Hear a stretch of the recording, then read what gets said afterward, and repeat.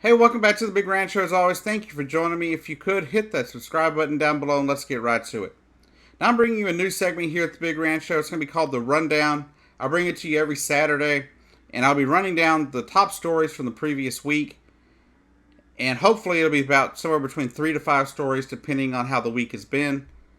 And we will go from there. Hopefully, this will bring us some new viewers, and hopefully, you all will enjoy it as well.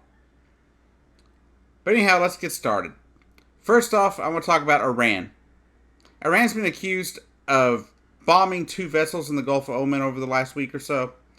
And it became very apparent this week that the U.S. government truly believes that Iran was behind these attacks, even though Iran continues to deny these attacks.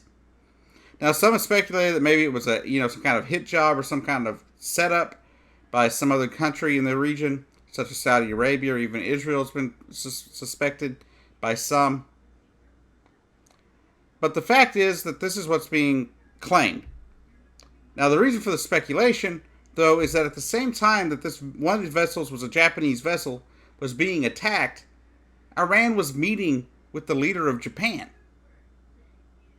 So a lot of people are kind of suspicious about the idea. Why would you attack a vessel from somebody that you're talking with? Trying to help mediate a situation you were dealing with. And two, the speculation is, why would they do it?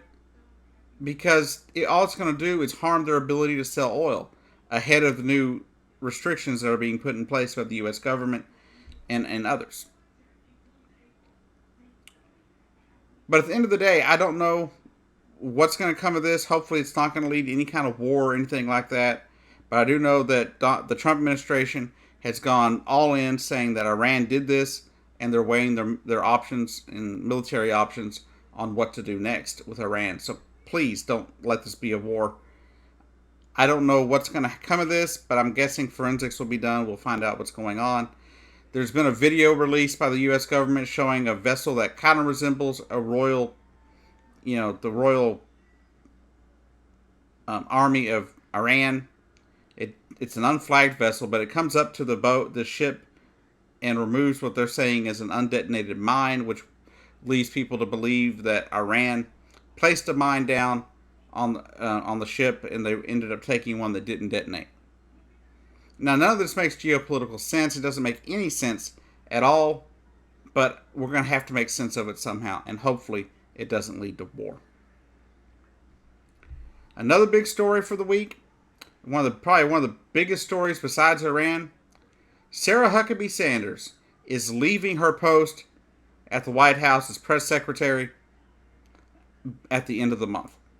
After years of defending the president, being one of the stalwart supporters of the president, even being heckled at dinners and stuff like that, she is now stepping down as press secretary. The speculation is who's going to replace her.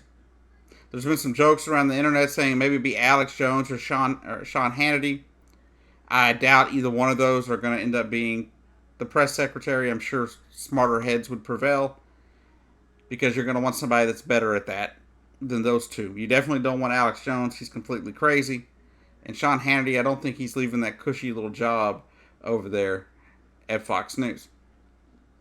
But Sarah Huckabee Sanders is in fact leaving the White House. Now, on to one last story here, a sports story coming to you from Toronto. The Toronto Raptors have won their first NBA championship after a Game 6 win over the Golden State Warriors the other day. Congratulations to the Toronto Raptors and to their team and all the players. Congratulations on your hard work and effort paying off and becoming the champions for the first time in your organization's history. Now, of course, Golden State put forth a good effort. They played a really hard series. Even with the injuries, they still put up a good fight. They played really good, and they tried their best. And in the end, I think the better team at the moment won, which was the Toronto Raptors.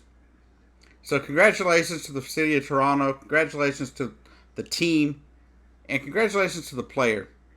All the players and everything. And hopefully, Kawhi Leonard finds a way to stay there in Toronto and build something up there. Because I think if he stays, and they keep playing the way they're playing, I think they'll do really good. But anyhow, this has been the Big Ranch Show and the Rundown. Thank you for watching, and I'll see you down the road.